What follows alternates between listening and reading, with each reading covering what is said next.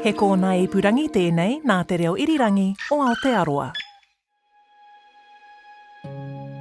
It was really debilitating. It's difficult to describe, but it just has such an impact on absolutely every facet of your life. Your sleeping habits, your mental health, your relationships with other people, because it's so relentless and there is absolutely no escaping from it. It really affected my personality and, my stress levels, and I just felt like crap all the time. Kia ora, nau mai haramai ki te ao hurihanga. Hello and welcome to Our Changing World. Ko Concannon tēnei. Today, we're talking tinnitus. Emily Lane was born with a hearing disability and has had tinnitus on and off all of her life. But it turned up, I think roughly in 2005 or 2006, it turned up permanently. And it was excruciating. It was just so invasive. It was incredibly loud, and there was just no escaping it. Tinnitus is a phantom perception. You are actually hearing the sound, but it's not a sound. This is Professor Grant Searchfield, Head of Audiology at Waipapa Taumata Rau, the University of Auckland. For every other sound that we hear, sound has a position in space created by an object that's making it. But tinnitus is heard as a sound, but it's an unreal sound. It isn't something that exists that we can interact with in the environment. And this dichotomy between real-world sound and tinnitus is part of the reason that it's so bothersome and why our attention is drawn to it. Because for survival purposes, we use our auditory system to identify where a sound is coming from, and then we use our visual system to confirm that that's what's causing it. When we can't visually confirm tinnitus, it takes on an unusual importance and it's very difficult to ignore. It's not uncommon. You might know exactly what we're talking about here. So most people have experienced something typically after a loud sound, sometimes referred to as nightclub tinnitus, where people wake up the next day and be aware that there's a sound in their ears. This happens to a lot of people and often fades within a few hours. But for some people, tinnitus does not fade. Time for a quick auditory system introduction. Sound waves funnel down the ear, hit the eardrum and cause it to vibrate. And this sets the ear bones in motion, which amplify the vibrations and sends them to the inner ear, to the cochlea. The cochlea is filled with fluid and these bundles of hair cells. The vibrations make the fluid ripple, which in turn moves the hair cells. Now, different hair cells respond to different frequencies of sound, and they convert the physical vibrations into electrical signals which travel along the auditory nerve to the brain. And it's in the brain that the electrical signals are interpreted into the sounds that we recognise and understand. So what's happening in nightclub tinnitus, and in tinnitus that doesn't go away? What it really represents is hyperactivity somewhere within the auditory system. Initially, that might be created by the ear itself, but after 6 weeks to 12 weeks, if it's still there, it's actually now moved into the auditory pathways, and it's activity that's become connected between the auditory system and other parts of the brain. And so there's a network of activity broadly across the brain that explains the tinnitus sound. So the brain is firing in a pattern that makes the person hear sounds that just aren't there. Here's Emily again. It's like a chorus of cicadas living permanently on full blast inside my head. So it was just incredibly invasive. It really affected my sleeping patterns, my mental health, everything. It was just relentless. It's hard to describe. I don't think that people can, unless they have experienced it themselves full time, I don't think they can really understand just how debilitating it can be. But we're going to try. Think about an annoying sound you've experienced. Maybe the neighbour's trimmer at 8 a.m. on a Sunday morning. Or that jackhammer on the street outside your work. You have an element of control over these. You can leave your house or the office. You can avoid the nightclub, turn down the radio. Now imagine that you couldn't. Think about it being there 24/7. Wherever you go, whatever you do, it's there. It's very unrelenting. And if we aren't able to short-circuit that, it can be incredibly overwhelming and distressing. So this unrelenting nature, the inability to escape it, is really a problem for those people that suffer from tinnitus chronically. In terms of what the initial cause is, for our nightclub tinnitus, it's that loud noise. Is it some kind of loud event or damage in that mechanical area of the ear, or is it just different between different people? Well, there is a difference between people, but I think that the nightclub noise, music, loud music, or industrial noise for a short period of time, having that tinnitus there is sort of a little bit of a warning that that sound that has caused it has been damaging. So tinnitus in that instance is a little bit like a barometer of damage to the hearing system. But it generally goes away in that short term. But when that damage has occurred long term, then and it's established, that creates the chronic tinnitus. The real recipe for severe, debilitating, catastrophic tinnitus is the combination of a loud sound, possibly some trauma to the head, along with a psychological experience. So, for example, for those people who have been exposed to a loud sound and an accident and they've seen events that they don't want to re-see, the post-traumatic stress disorder that's associated with that can make tinnitus even worse than run-of-the-mill tinnitus. And we know, for example, that tinnitus is the number one injury in Veterans Affairs in the United States with their military. And there you've got the combination of loud sound, often head trauma, and seeing things that no one ever should really see. And that combination there is really the perfect storm for tinnitus. Grant works with people who have chronic tinnitus, meaning it's stuck around for more than 6 months. Some of those people still won't have a problem because they've been able to adapt to it, a natural mechanism that they have. But for other people, it does take on this unusual importance, and effectively the brain makes them pay attention to it.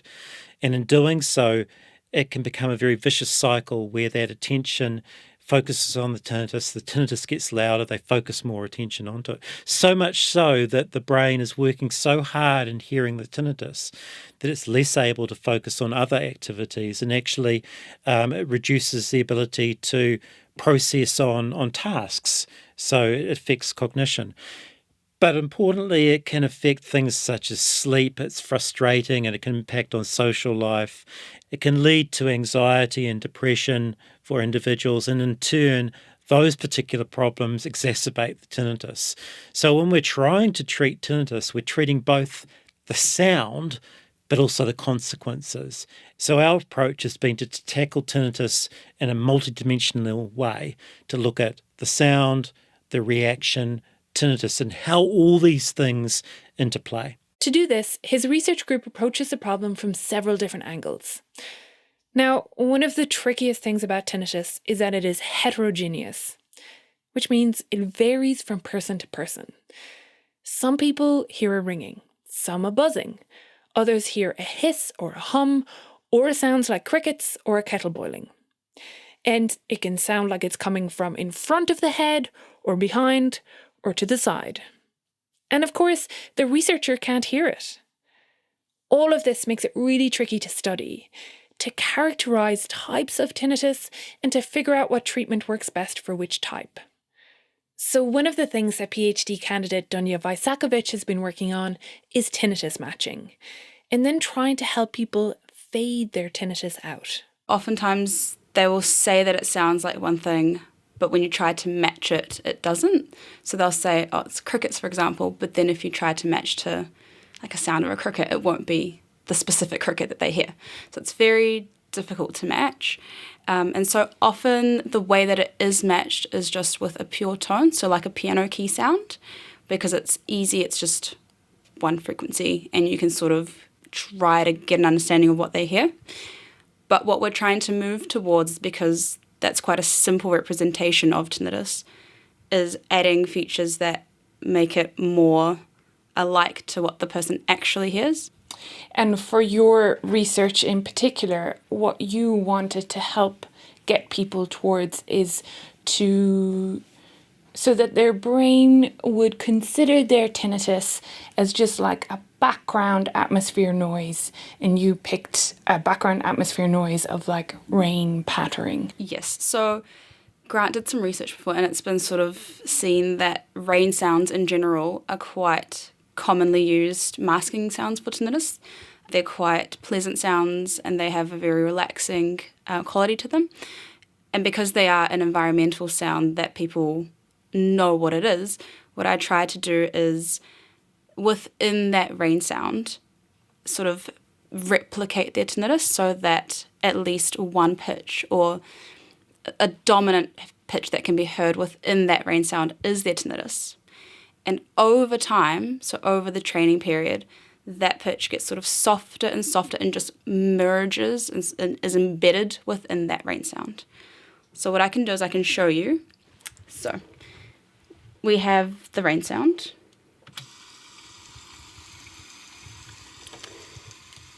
And this is what we start off with. Then I add a filter, like so. And this pitch, so you can still hear that rain, but this is what I was asking participants to focus on and tell me whether we can move it to get it to their tinnitus pitch. So I would ask them to tell me if it's higher than the tinnitus, lower. And over time, it would essentially do this.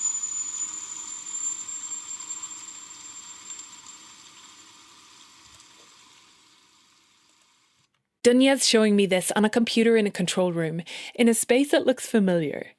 The computer's on a table underneath a large glass window that looks into a sound-controlled room. It has the look, feel, and sound of a studio. But inside this studio is a very comfy-looking chair, a strange-looking cap, and a whole bunch of wires. This is where participants come in to do hearing tests and tinnitus matching and training with Dunya. But while she does this, she also monitors their brain activity using EEG. It's electroencephalography. Essentially what it is it's measuring the neural activity using all these electrodes. For my PhD I was using 64 electrodes, and essentially what it will do is it will just give you the activity of the person's brain over time. To show me how it works, we rope in Dr. Amit Berde. Amit is a research fellow in the lab who's working on developing a simpler EEG tool. He takes a seat in the comfy chair. So essentially what I do is I will first measure the head just to match up to a cap. You don't want one that's too tight, otherwise it will just like start slipping up, or if it's too loose, then what happens is that the electrodes can't get close enough to the scalp, and then you just don't get accurate readings. And your cap has a kind of satisfying, like jingly noise as if it's covered in sequins or something, but they are not sequins. No, so they are little labelled holes. Essentially, each hole has an accompanying electrode that is plugged into it, and each electrode just focuses or measures electrical activity from a specific part of the head.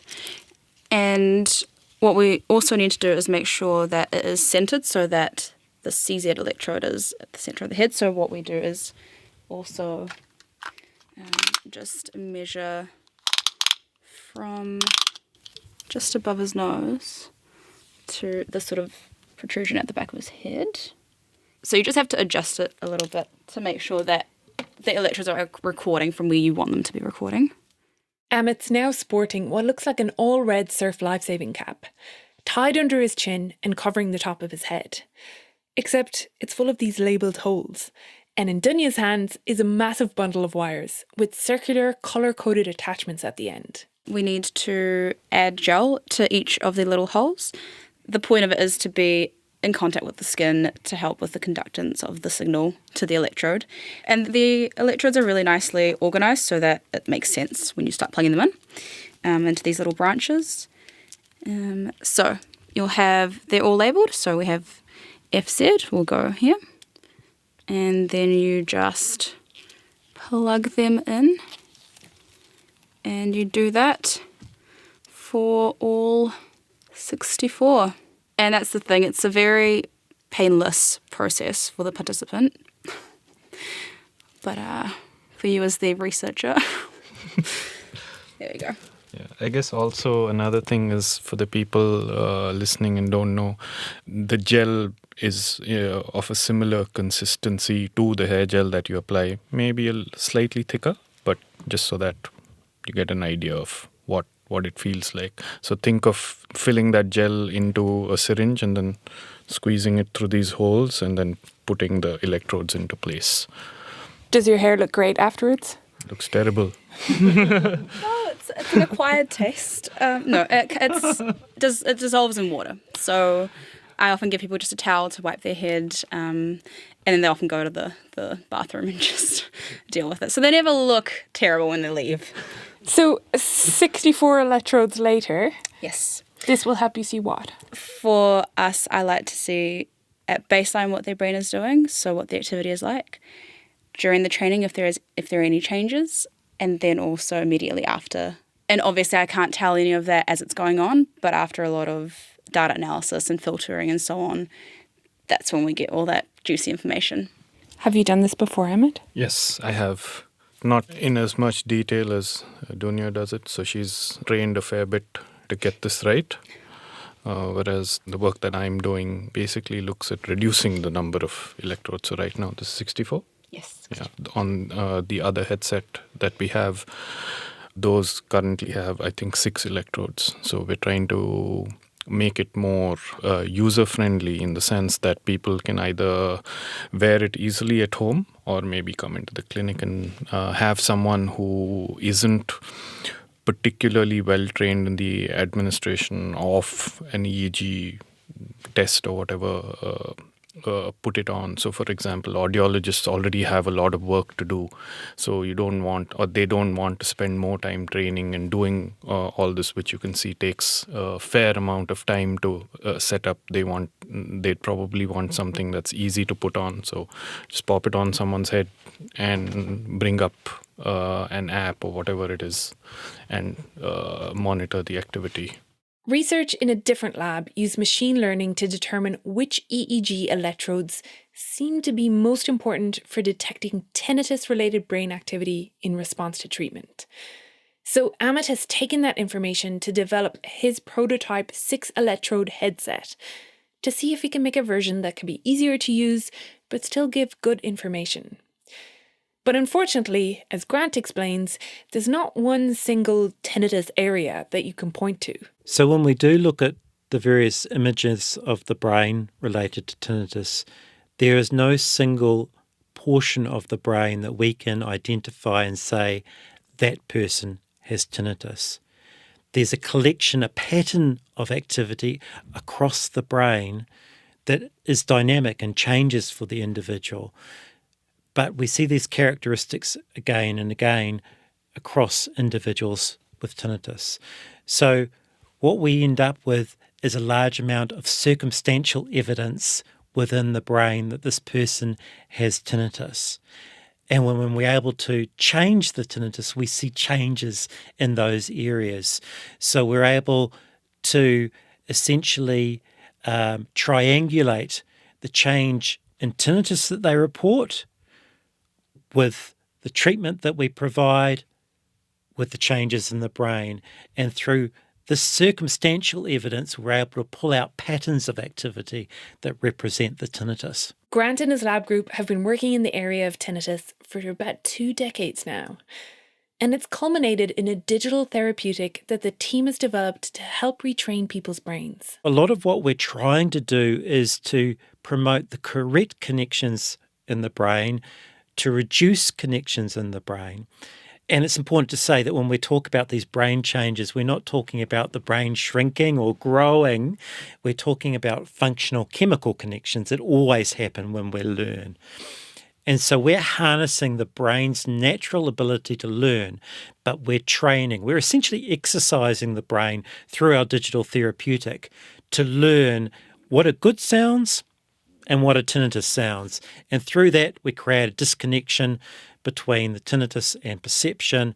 And if we achieve that, then the person no longer hears the tinnitus. Dr. Phil Sanders worked on this digital therapy and ran a trial to test its effectiveness.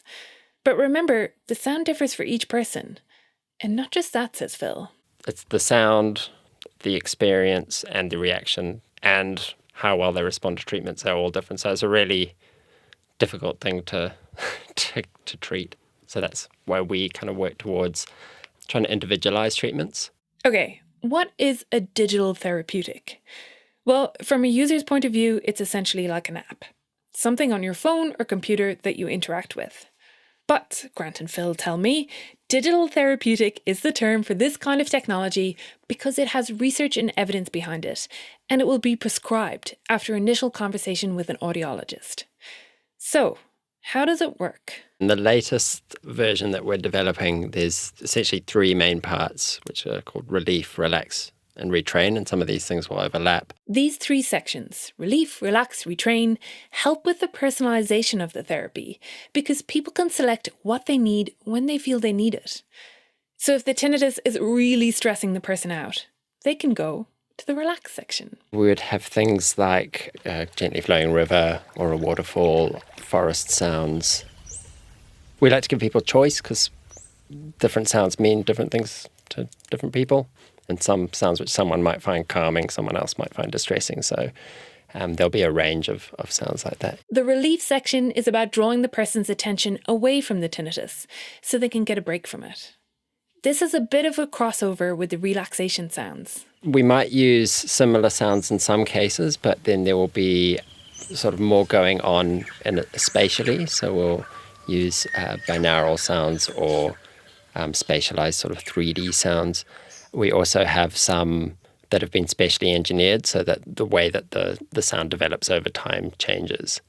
And some of those sounds are just kind of noise sounds like white noise or pink noise. Pink noise is like white noise, but with more lower frequencies. Which people don't necessarily always associate with something that they would find pleasant, but they can be very effective. Often when people give them a go, they actually find, oh yeah, this is nicer than listening to my tinnitus. For Retrain, the user is actively involved in games and activities to engage with and move sound around, and train their brain not to focus on the tinnitus. So on the prototype, we had a game where they would be presented with three sounds. So one would be to the left, one to the right, and one to the centre, so to both ears equally. And they would either be told to focus on one of those positions and then say what the sound was that they heard, or they would be told to listen for a sound and then they would have to listen to all the positions and then tell us where they heard it. So that was a basic version. In the next iteration, we'll be make it a bit more complex than that. With their initial digital therapeutic prototype, the team ran a trial, comparing its use with a popular sound therapy app. Emily was part of this trial, and she used the digital therapeutic for about 2 to 3 hours per day over 3 months. Just basically like a set of bone conduction headphones. It's attached to an app on your phone and it's all connected via Bluetooth. And you know what? It's actually quite relaxing. Like it's variations of white noise, and there's a whole bunch of different sort of soundscapes and therapy that you can use. But they run you through a testing program, and they're able to test the pitch and the tone of your tinnitus. And they then develop white noise sounds that are specific to your pitch and tone. 61 people completed the trial, split into the two groups. And after 12 weeks of use, 43% of the users of the standard sound therapy app showed clinically meaningful changes, as measured by the Tinnitus Functional Index, which is like a standard measurement of how badly tinnitus impacts a person's life. And for the users of this new therapy, 65% of people showed improvement. And Emily was one of them. I woke up one morning and it was gone. Oh, that must have been cried. amazing. I literally cried. It's just made such a difference in my life. It really has. So I've been living probably tinnitus free for about a year now, and it's just started coming back. No, not to the nowhere near to the same extent as it was before. I've just been using the app again, and I just use it for probably half an hour a day, and it definitely manages to keep it at bay. It still comes back every now and then, but it's nowhere near the intensity or the volume that it was, and it's not permanent. And yeah, I'm just so grateful. So with this initial research trial evidence that it can help, it's all on. So now we're in the process of developing it into a commercial release. We're also in talking to the FDA to get approval for that. But as you can imagine, with these things, it takes time. And when you say the FDA, that's the US. So That's you're US. also looking to see if you can make it commercially available in the United States. Yeah, that's correct. So a spin-out company has come out of this research, which is based in the US. So we have the owners and founders are between New Zealand and the US. So that will be the next market. Grant says they're hoping to have it commercially available in New Zealand by the end of this year or early next. And this is kind of a neat full circle moment for him. I began researching this basically because as a clinician I found that I didn't really have any answers to the problems that were presented to me by patients. As a new clinician, I really didn't have any tools that I could use. So I've been looking at this over a period of time and been developing various solutions, and we've really come to the point now that we can put all those things together in a package that we can make available to clinicians and their patients to provide a successful tinnitus treatment. The team are also working on other things that might help. They're looking into machine learning algorithms that can track the digital therapy usage to help make predictions of what treatment works for which type of tinnitus. They're also investigating augmented and virtual reality to see if linking sound with visuals might help patients with their sense of control. In Professor Grant Searchfield's mind, the future looks bright. Well, I think the hope for the future is really good because I think that what we're beginning to understand is that we do need to personalise tinnitus treatments, and we're beginning to understand how tinnitus differs from an individual to an individual. We're now getting to the point where we can record these brain waves and accurately predict who is and who's not going to benefit from treatment. This all means that we can begin to prescribe a therapy on the basis of individual needs and individual physiology, so we can really tune it in to that person's needs, as opposed to taking a one-size-fits-all approach, which hasn't been successful. So I believe that in the future, whether it be digital therapy, medications, gene therapy even, we'll be able to do that because we have a great understanding of individual differences in tinnitus and that tinnitus experience.